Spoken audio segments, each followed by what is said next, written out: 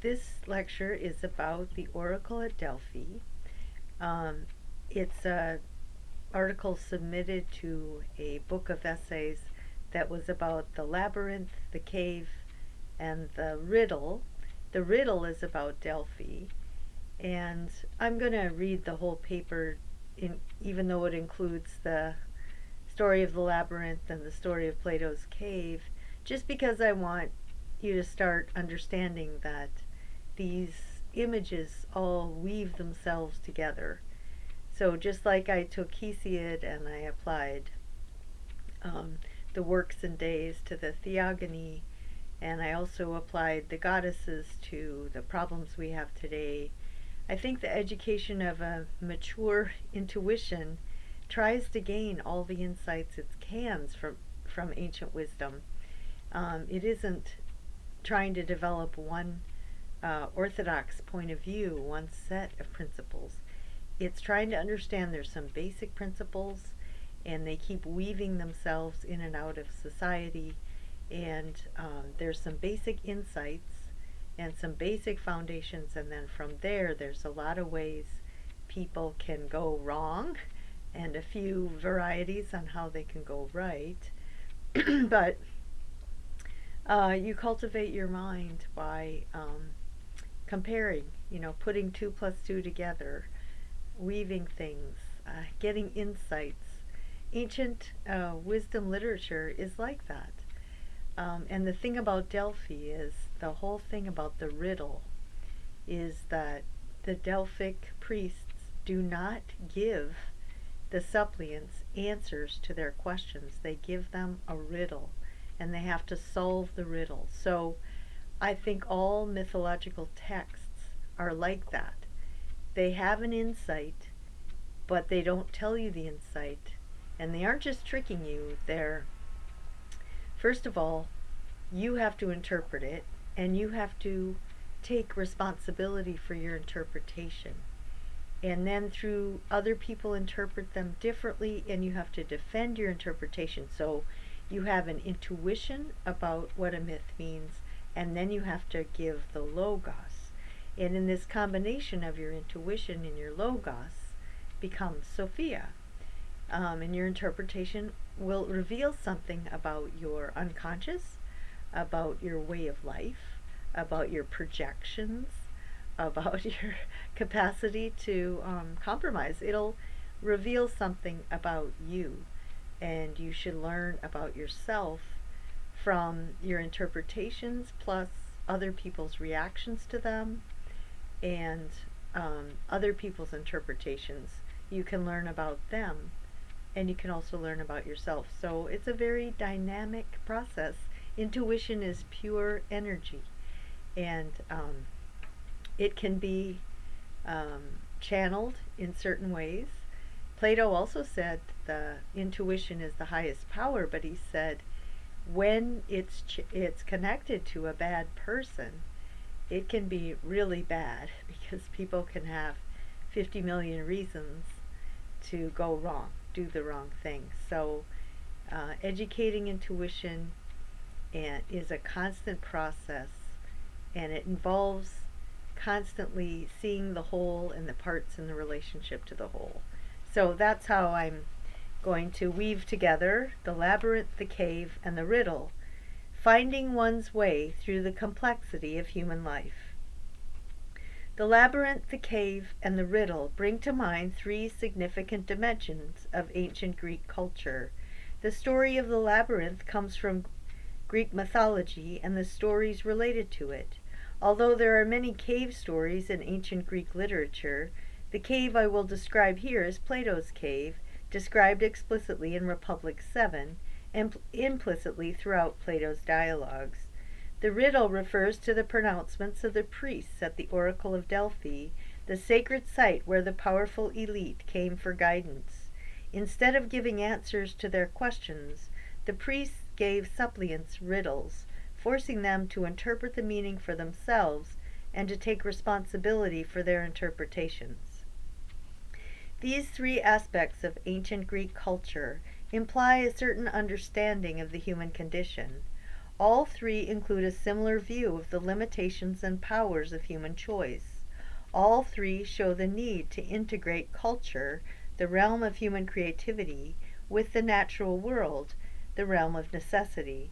All three show the great difference between human beings who live excellently within the realm of human culture and those who fail.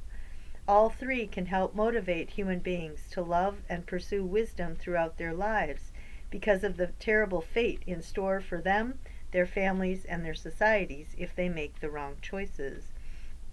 All three show how the ancient Greeks have passed down to posterity a profound image of the human condition, human nature, and the kind of education that should motivate human beings to create just societies.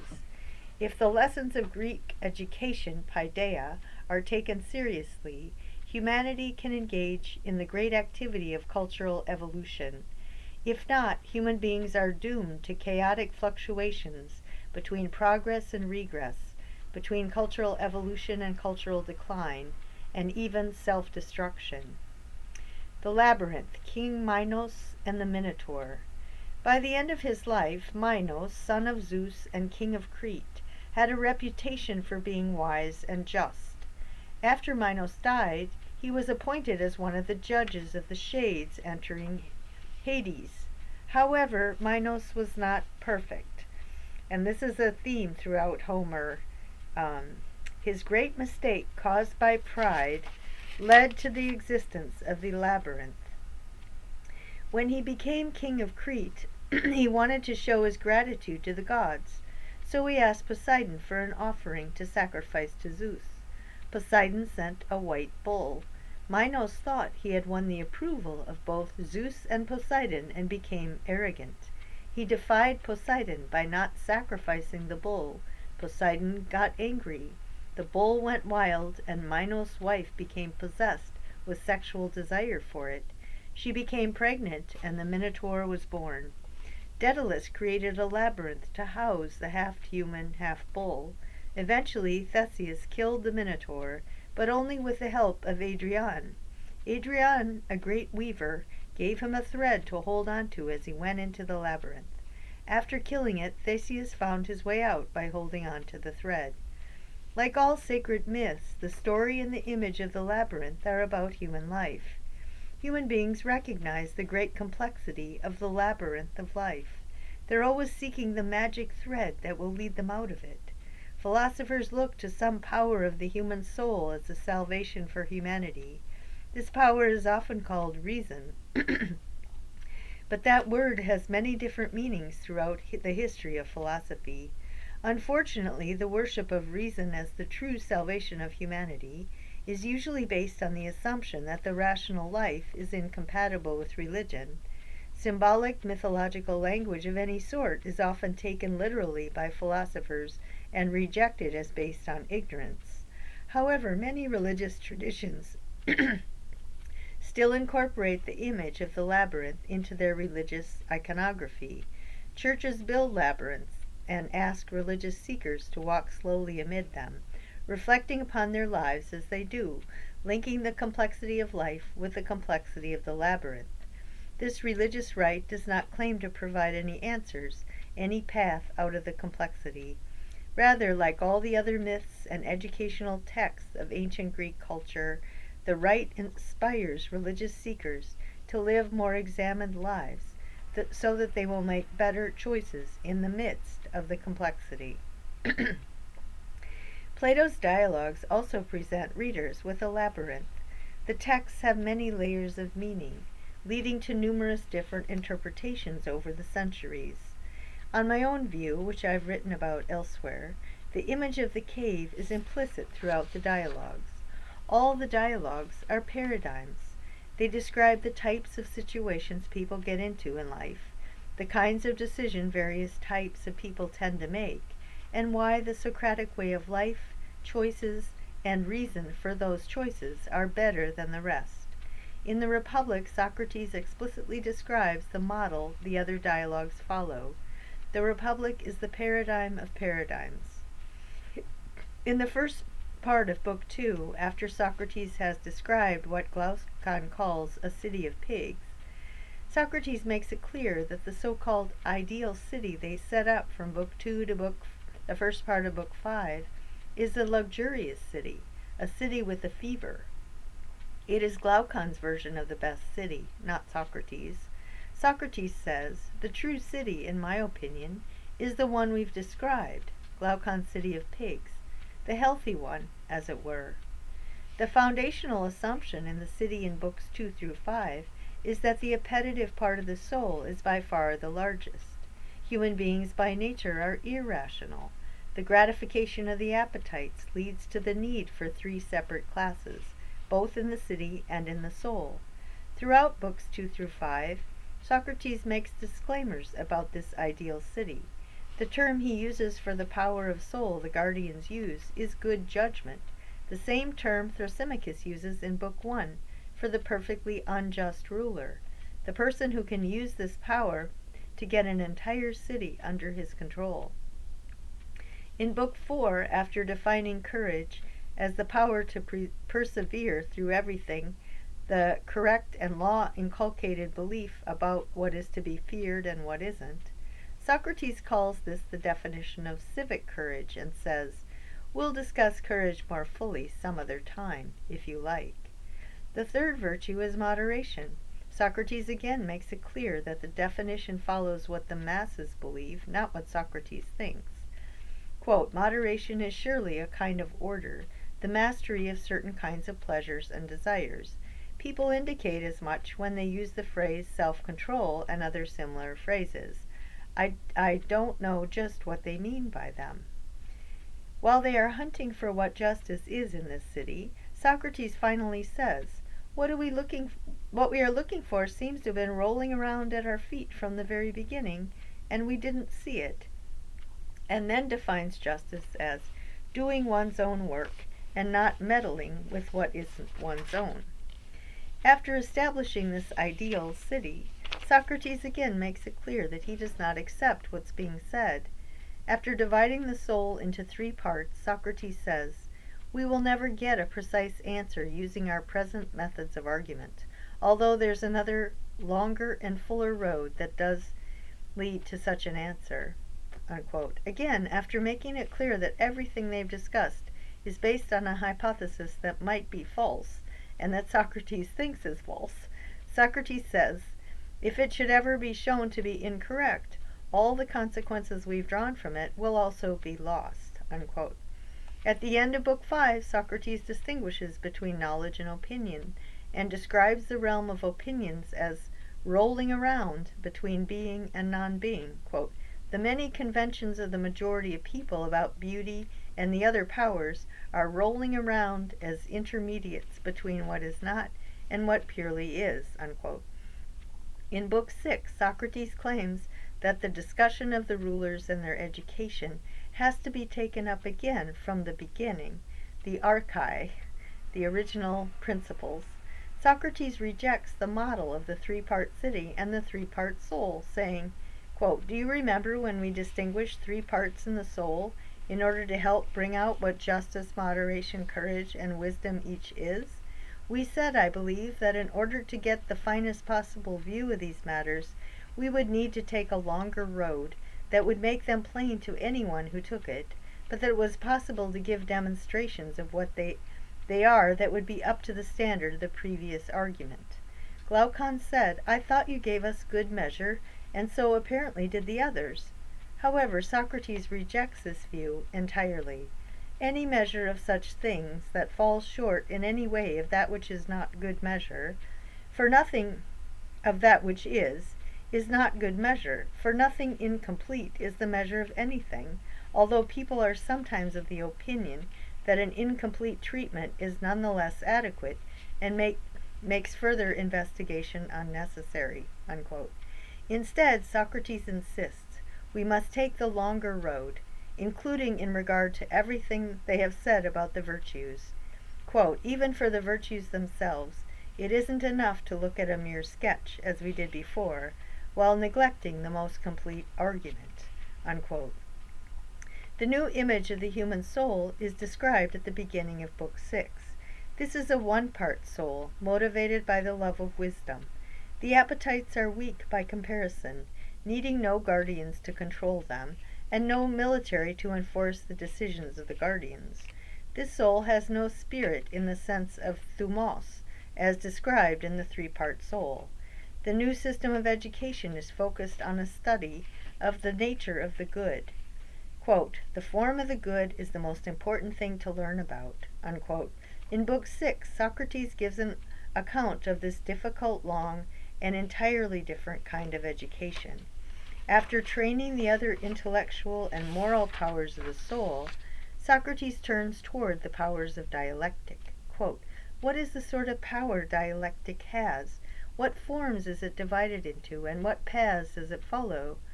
Socrates tells Glaucon explicitly that he needs to spend more time on his education. "You won't be able to follow me any longer, Glaucon."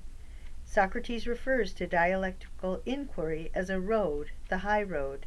Quote, "Dialectic is the only inquiry that travels this road, doing away with hypotheses and proceeding to the first principle itself." Unquote. In the Republic, no one, either the interlocutors or readers, knows if Glaucon will follow Socrates' advice and spend many years getting an education in dialectic. From history, readers know that he did not, that Athens fell apart, and that Glaucon and the other interlocutors either suffered greatly or were killed because of their collective ignorance.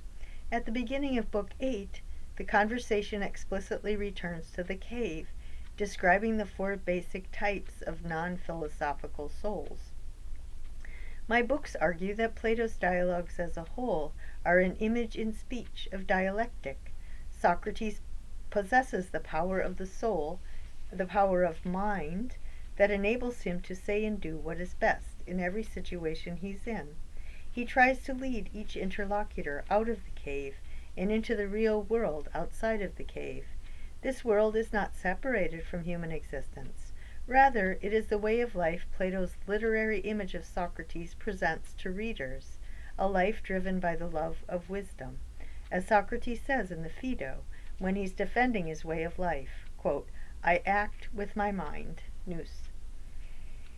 I have shown that other Platonic dialogues follow the same pattern. They begin in the cave, like the allegory of the cave in Republic 7. The dialogues begin by examining the opinions of the interlocutors or other popular points of view. These views are based on the assumption that human beings are irrational by nature. Socrates gradually leads the interlocutors to recognize that the opinions and ways of life in the world of opinions is self-contradictory, self-destructive, and false. 1/3 of the way along, Socrates rejects everything they've said. He says they must start over from a new beginning. The new arguments and images are based on the view that a human being is by nature a lover of wisdom, and will not be fully human unless the power of mind is activated and exercised. 2/3 of the way, Socrates asks the most important question, or, as with Glaucon, allows him to recognize the implications of this form of education for how the interlocutor must change his life. As with Glaucon, the interlocutors do not get the point. The dialogue then returns to the cave. On the surface, Socrates has failed to educate his interlocutors. However, readers can learn what Socrates was trying to teach. If readers do get the point, they can see it through the power of the mind. They can see why the other ways of life are unnatural for human beings, and why Socrates is right. The love of wisdom is the natural and necessary way for human beings to live. The dialogues as a whole show the many, many ways human beings miss the mark and go wrong in their ways of living and the choices they make. In each dialogue, Socrates leads the interlocutors toward the philosophical point of view and models this view in his own way of life. Readers can get what Socrates is trying to teach through his way of writing, and what Socrates is trying to teach both through his speech and through his way of life.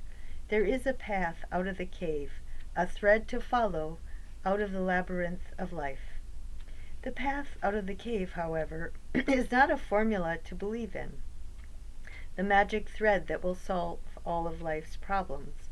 Rather, throughout Plato's dialogues, As with all the texts of ancient Greek paideia, we see better and worse ways of living, supported by arguments of all sorts. We see that the worst choices lead to bad ends.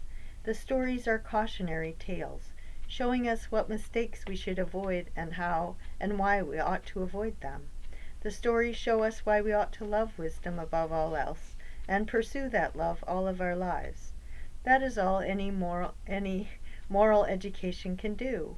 A well-lived life requires a continual examination of oneself and others, of social and political issues and how to respond to them, of thoughtful responses to life's problems and reflections on those experiences. Over time, we can see the patterns, learn from our mistakes, and be able to give others wise counsel when they are in similar situations. The Oracle at Delphi and the Socratic Way of Life. The oracle at Delphi also presents an image of human life as a continual process of facing important decisions. The tradition surrounding the oracle does not give absolute answers or formulas for wisdom or happiness. When suppliants come to the oracle seeking answers, each is given a riddle instead. Suppliants have to engage in a process of self-examination and dialogue with others, and then decide what is best, do it, and take responsibility for their decision. The riddle and all the other rituals, temples, shrines, and traditions surrounding the oracle show how much the priests who ran it valued living an examined life, one like the life of Socrates. In the Apology, Socrates tells a personal story that confirms the similarity between his way of life and what the priests at Delphi honored and tried to cultivate in the suppliants who came there. After Socrates had established his reputation as the gadfly who spent his leisure time making citizens render an account of their choices and their ways of living, his friend Chaerephon went to the oracle and asked if anyone was wiser than Socrates, and the Pythian replied that no one was wiser. Since Socrates did not think he was wise, he decided that the reason the oracle answered with this riddle was because no one is truly wise about the most important questions in life and how we ought to live. The oracle is indicating, indirectly, that the kind of self-examination and examination of others that Socrates engaged in is the best way for human beings to live.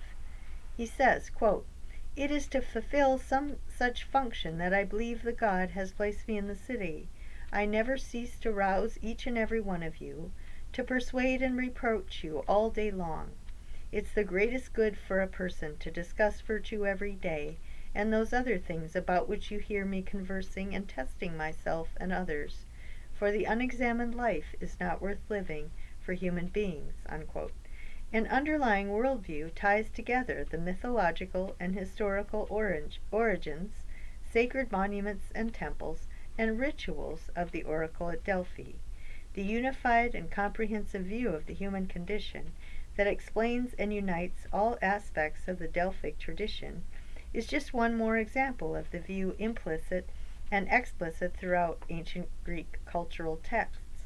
The oracle was most likely a source of inspiration for many tragedians, poets, political leaders, lawmakers, founders of colonies, Olympic trainers and athletes, doctors, educators, and other professionals who nurtured the cultural achievement of ancient Greece and wanted to pass the story of this culture to future generations. A discussion of the foundations of the oracle at Delphi within the context of Greek civilization is very important because it's common knowledge that the oracle was dedicated to Apollo, the god of reason.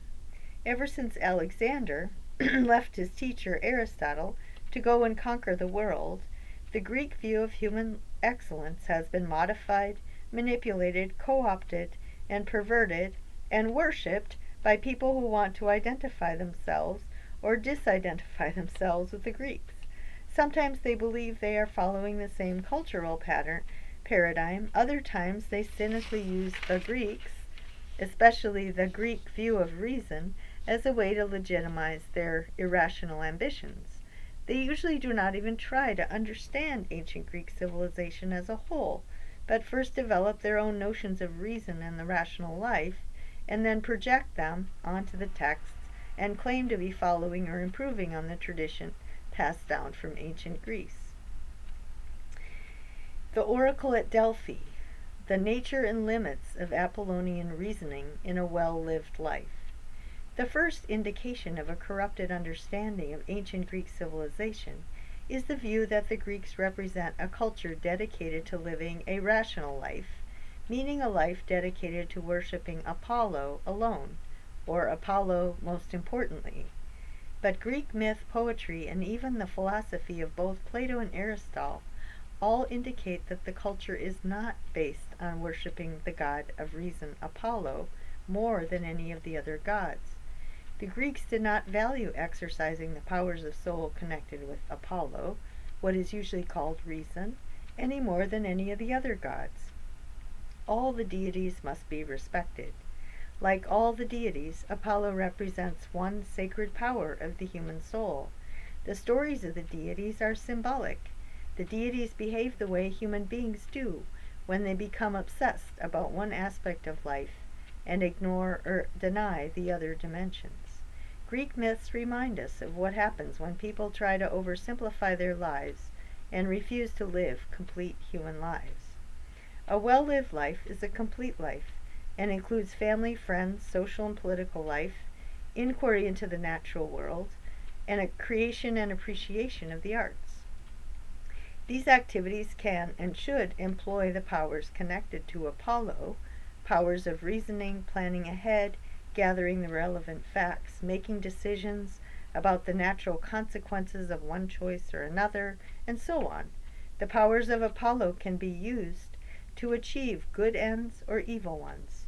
The powers themselves are morally neutral, but give human beings more control over nature, themselves, and each other. Other powers of soul are necessary to determine what goals to seek. In Greek mythology, Apollo was respected less than Zeus, god of justice. Many tragedies, including Euripides' Bacchae and Hippolytus, either focus upon or include this theme. When making decisions related to political life, such as making war and peace, or making and applying laws, Zeus must be called upon as the power that limits and directs Apollo, so that the power of reasoning will be used to promote justice and human flourishing. Zeus or Athena has to be called upon. Many stories about Apollo show the god's need to be balanced with other deities. Apollo's two greatest flaws are his emotional immaturity and his indifference to justice. Sexually, Apollo is attracted to nymphs, females he does not respect intellectually but pursues sexually. The females reject him partly because they recognize an out of balance level of sexual aggression. He does not accept their decisions but takes revenge, doing them harm unjustly when they've done nothing to him. The stories of Daphne, Cassandra, and Sybil are just 3 examples. In the Odyssey, a bard is telling the story of Hephaestus, Aphrodite, and Ares. When Hephaestus catches Aphrodite, his wife, with Ares, he throws a net around them both. Apollo laughs and responds by saying that everyone would want to spend their lives in the act with Aphrodite. Apollo simply does not understand all the lessons of all the stories about the great harm Aphrodite does to human beings and human society. Apollo ignores how destructive Aphrodite is to gods, humans, and societies when she uses her powers to get gods and humans to fall in love with the wrong person for the wrong reason, in the wrong way, and so forth. Emotionally, Apollo is a classic case of arrested development. His attraction to females is sexual only, detached from respect for their souls or from a desire to make a commitment to live together and be faithful. Apollo's other weakness, his obsession with calculating the most efficient means to any given end, combined with indifference or misjudgment about the correct ends to seek, is described vividly in the Iliad. At the beginning, Apollo is on the side of the Achaeans. When they start fighting among themselves, however, he goes over to the Trojan side. The Trojans are more unified. even when Hector disagrees with what his brother Paris has done. He can use the power of reasoning to lead the Trojans to fight bravely and to work together to try to win. Even when the Achaeans have the just cause, the breaking of hospitality agreements, they are continually bickering and fighting among themselves. Intellectually, Apollo cares more about efficiency than about justice or truth. The patterns in Plato's dialogue indicate that Plato agrees. Again, the Republic is the paradigm of paradigms. The rulers in Book 4 of the Republic possess the powers of good judgment and of calculating how to repress and control the military and the masses. The powers of reasoning, the powers represented by Apollo, can be exercised in the cave of opinion or in the world of the light, the real world outside the cave. When they are exercised in the cave, they are used to obsessively control the masses, so they will be unified in every way. Eating, drinking, sex, agreement on who is to rule and be ruled, blind obedience to the leaders in whatever they decide about going to war, no desire for social mobility, and so on. Plato's other dialogues are filled with characters, the sophists in particular, who've developed various reasoning powers into a polished technique that they then sell at great profit to those Athenians whose goals are to use these intellectual powers to gain personal power, wealth, and status. Rhetoric and logic are particularly abused, so that ambitious Athenians can persuade the assembly to vote for the public policies they desire, or so that those who undermine the laws will not be judged in court and punished.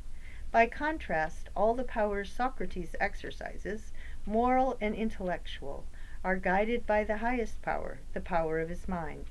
Socrates lives in the real world, while the interlocutors live in a world of appearances and continually shifting shadows. Aristotle's works, especially his Nicomachean Ethics, also describe the best human life as actively exercising as many powers of the soul in many different contexts as humanly possible, activities connected to family, friends, social life, political life, scientific inquiry, creation and appreciation of works of art. Aristotle gives a theoretical description of the excellent way of life as is shown and promoted in all aspects of ancient Greek culture. The best life is a life of human flourishing. Further, Aristotle's view also makes it explicit that he does not worship the power of reasoning above all others.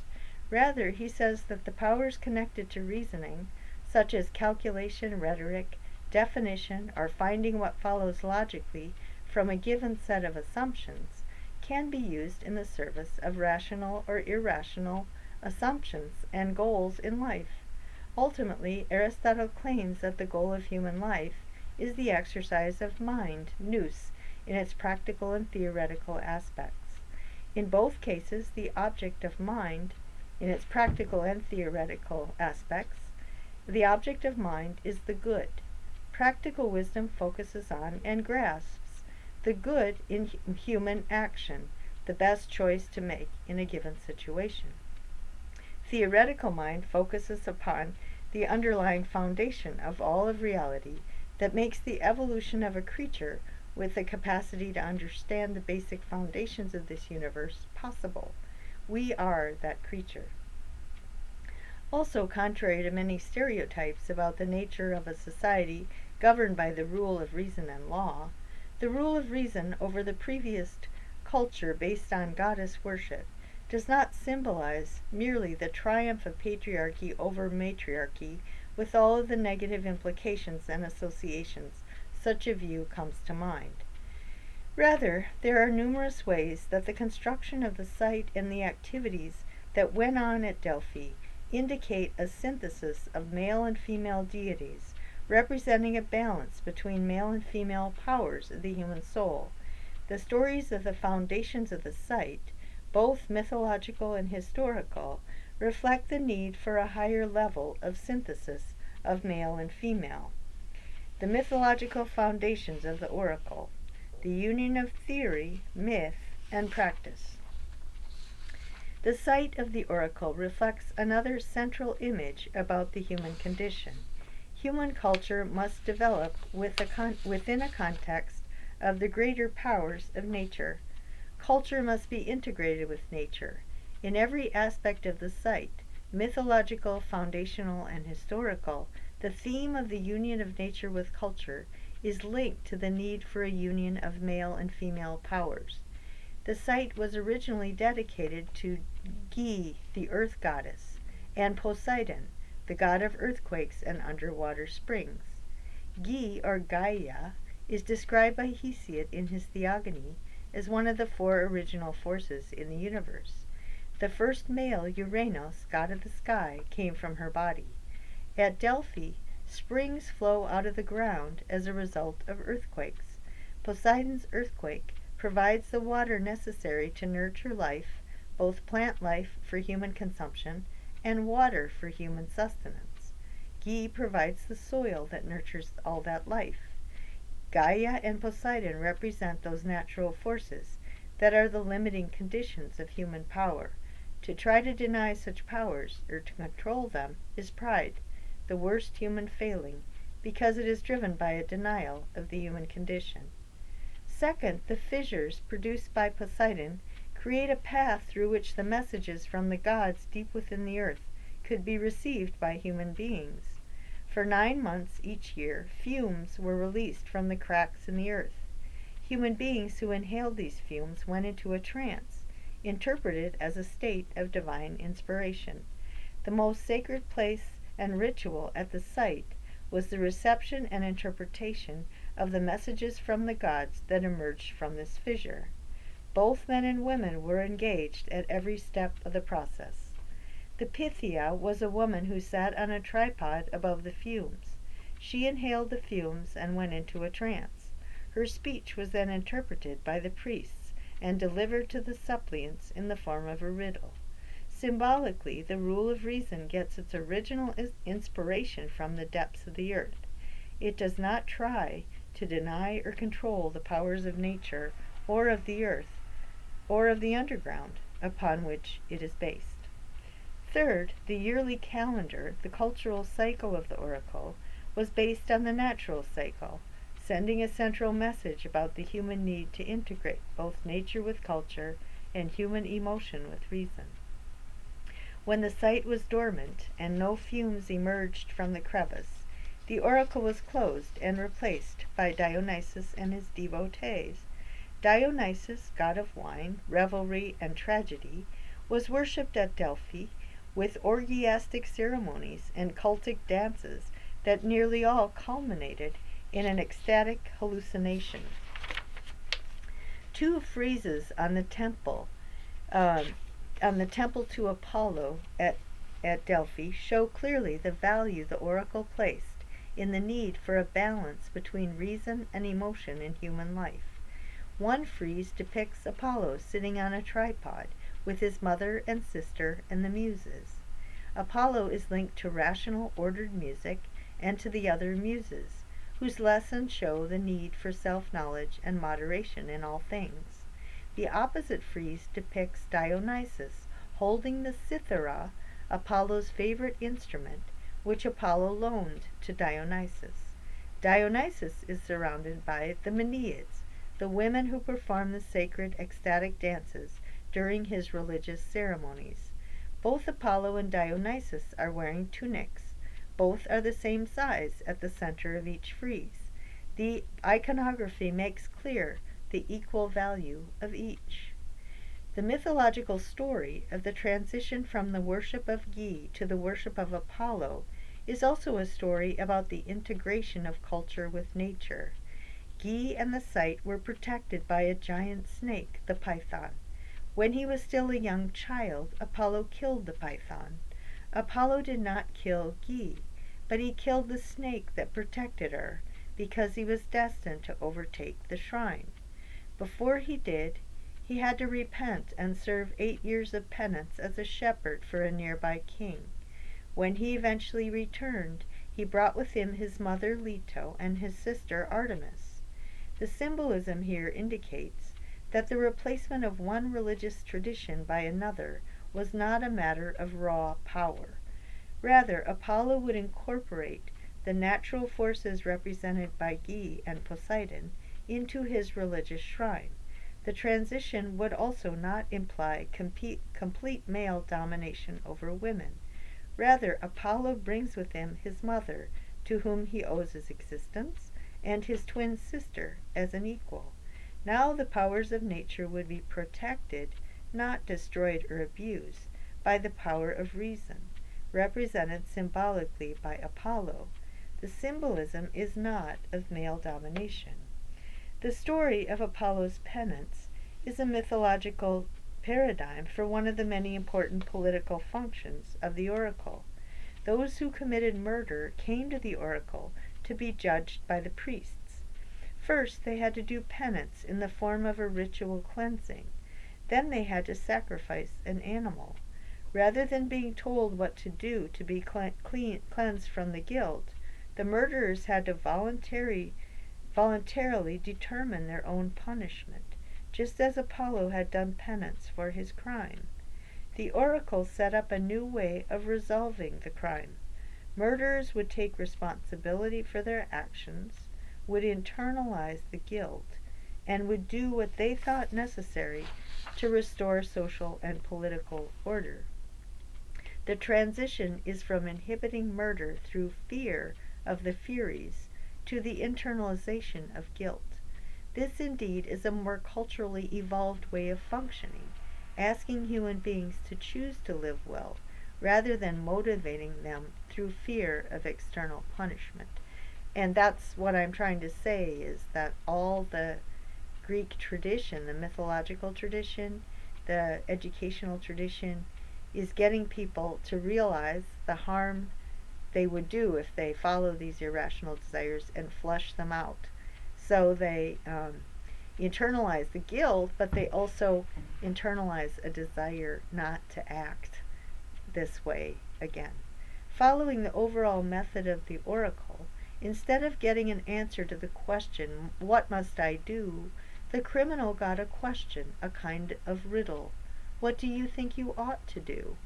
The criminals had to take responsibility for their crimes and responsibility for their punishment. They had to become both ruler and ruled. They had to learn to rule themselves.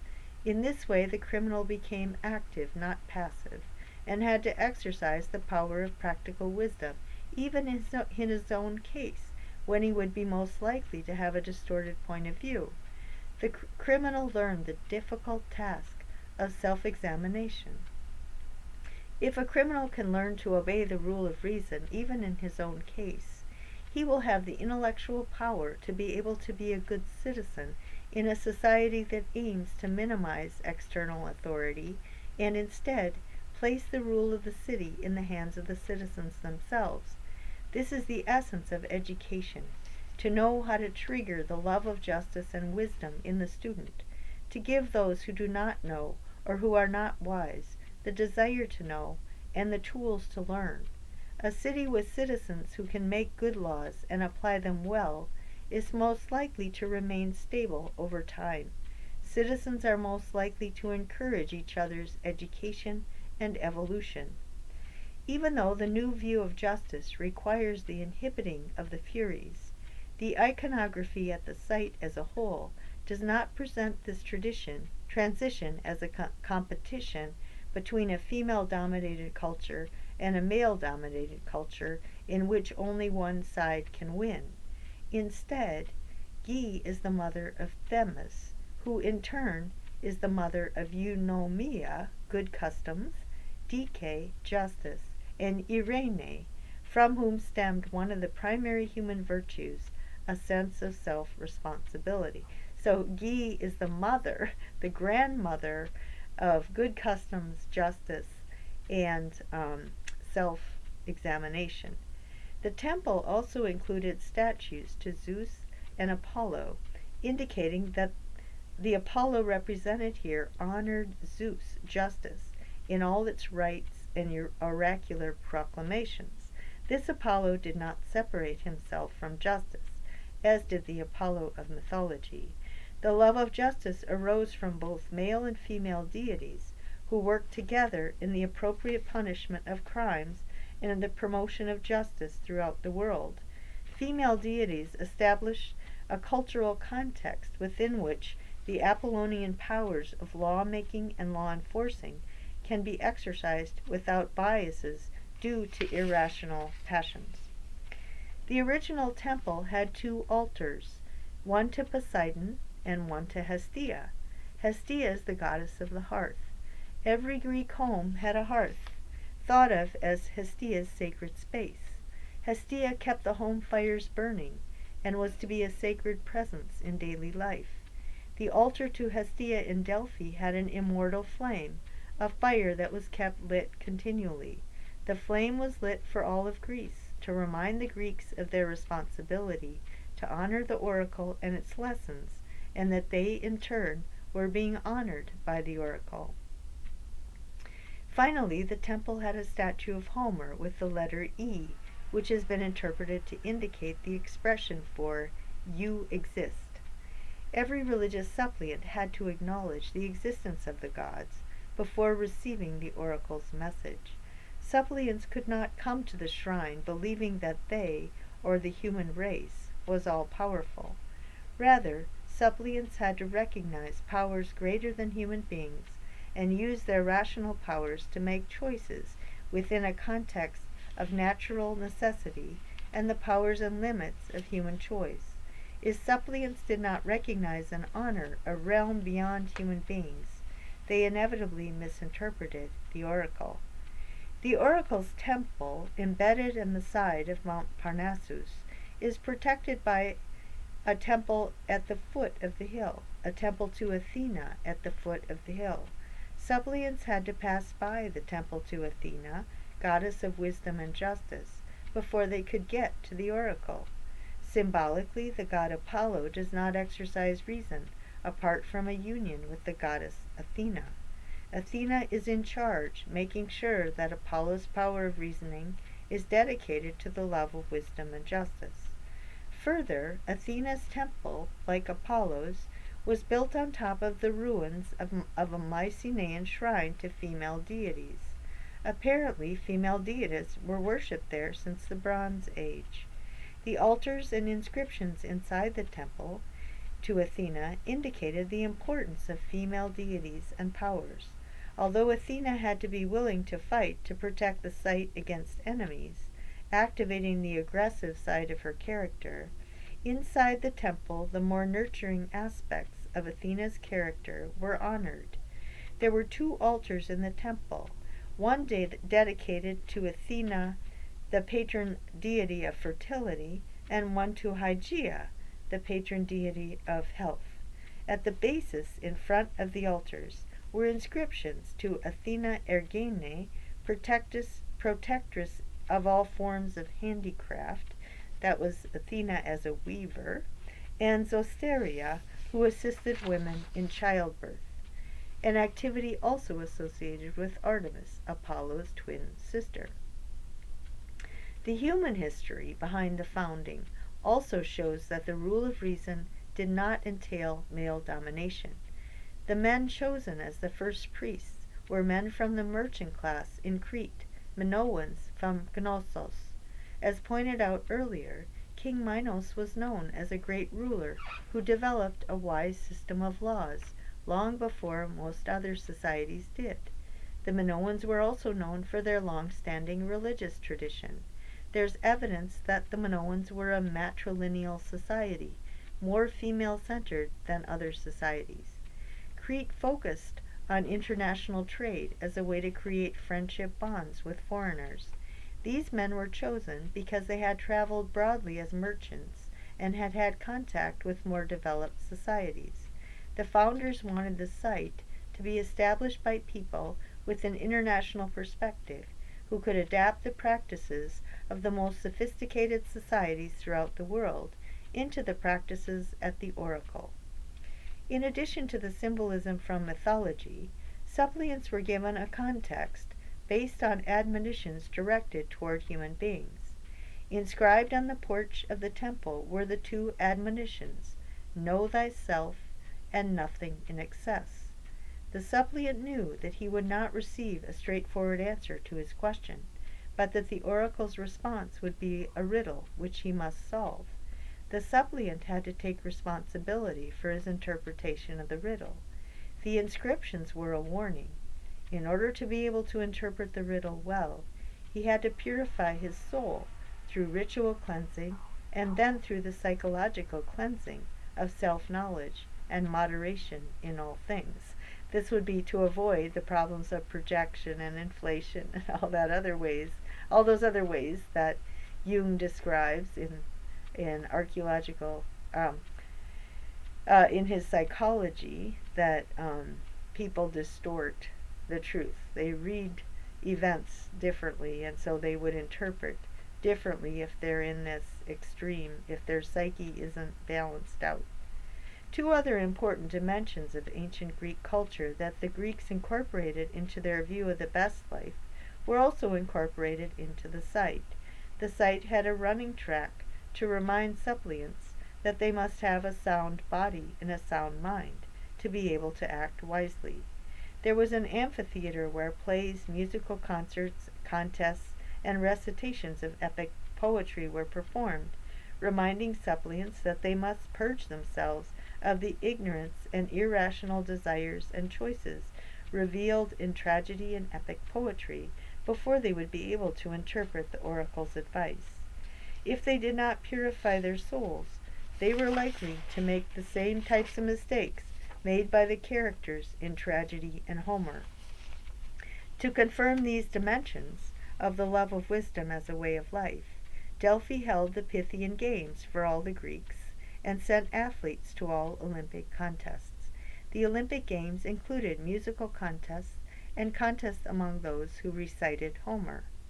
The most important message delivered by the oracle overall is that life is one long riddle.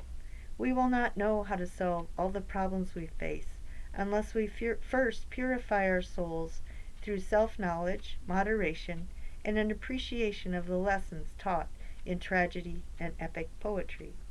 Knowledge about the oracle and the structure of the site undoubtedly educated many more people who never went there than those who did. People could reflect on the nature of the shrine and what it implied for how human beings should live. Stories of the suppliants who went there, the riddle they received, and the way they interpreted it illustrated that a corrupt soul would misinterpret the riddle and make the wrong choice, while a purified soul was much more likely to make a wise choice based on his interpretation of the riddle. The overall experience of traveling to the site could also promote international cooperation and diplomacy, hence prevent war in many ways. Most obviously, the suppliants and the Olympic contestants all lived together in a camp set up beside the temple to Athena on the flatland at the foot of Mount Parnassus. Here citizens from many city-states met and learned about each other's culture and history. Greeks learned of their common humanity and their common cultural foundation. This kind of intermingling would tend to prevent animosity and conflict and encourage cooperation. The Greeks as a people could work together to protect themselves from more remote threats. They could dispel rumors and unnecessary fear of each other, fear that often leads to conflict. Theologically, they did not proclaim any particular religious doctrine and allowed all the different religious sects to practice as they like. They promoted religious toleration and diversity. When people from different cultures came together, they were encouraged to tolerate each other's cultural traditions, particularly their religious sects or cults. They came to Delphi because they had some common ground in their ideas of the gods and the relationship between gods and human beings, helping to prevent unnecessary conflict. The priests at Delphi also had spies who gave them information so they could structure their riddle in the way that would lead toward the better choice. When they found out a ruler was coming to ask whether he ought to go to war, the priests would send out spies to find out how many troops each side had. They formed a riddle that pointed more toward or away from war based on how many troops each side had, which side had the just cause. In this way, the priests tried to prevent wars, both unjust wars and just causes that would have ended in failure and unnecessary loss of life. The priests used intelligence gathering to save lives and prevent long-term animosity between city-states. Thus they made a contribution to maintaining peace throughout the Greek world. The priests at Delphi played an important role in the social and political reforms of the 8th century BCE. They assisted in the organization of the city-state that replaced supposedly divinely descended kings. The priests sometimes gave the cities codes of law, or at other times sanctioned those created by citizens, so the citizens would trust their leaders in the making of these changes. Perhaps the most important example was the code they gave to Lycurgus, king of Sparta. The code included meetings of the assembly of the people. The code gave the right of the citizens, during convocations of the assembly, to debate and either approve or reject all proposals that concerned the city. This code became the first step toward the classical form of democracy in Athens. This transition from the rule of a person, a king, to the rule of law, of reason, is similar to the transition that led to the original founding of the oracle.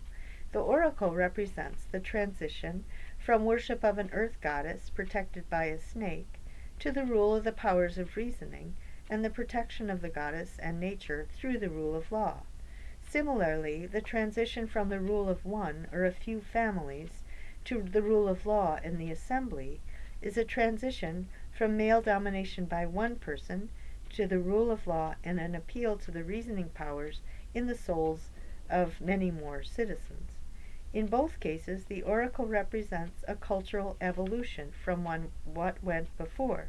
In both cases, the highest model for human life is the rule of the powers of the human soul, given to humans by gods, and intended to be balanced and employed to create a culture in which everyone is engaged in self-rule, in individual life, and in collective life.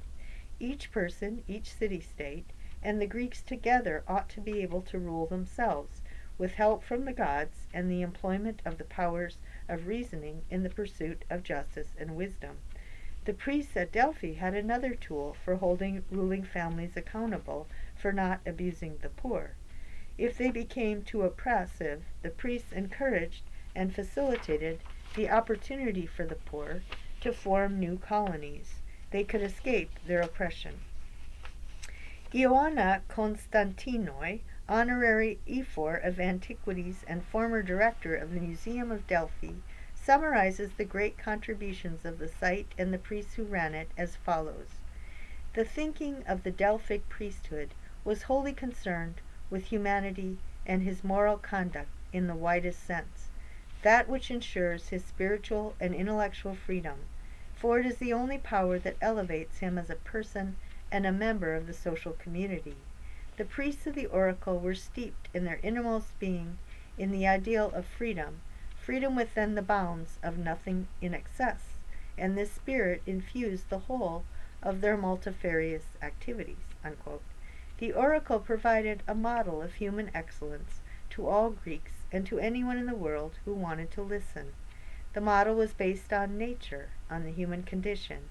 It could be incorporated into any other religious or philosophical tradition. The need to recognize and flesh out universal irrational emotions and motivations. The need for tragedy, epic poetry, and other art forms to facilitate this kind of emotional education. Physical fitness to keep the body in shape. The synthesis of male and female energies. The union of reason with justice and wisdom. The balance of reason with passion. The value of the rule of law. The necessity and value of a citizen body that's informed about public affairs and has some level of influence over them.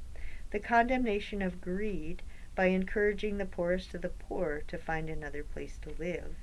The need to remember the forces of nature that human beings must acknowledge by structuring their lives and societies to fit within those limitations. Self-knowledge and moderation. The oracle continually reminded Greeks of the basic foundations on which they ought to live and organize their societies.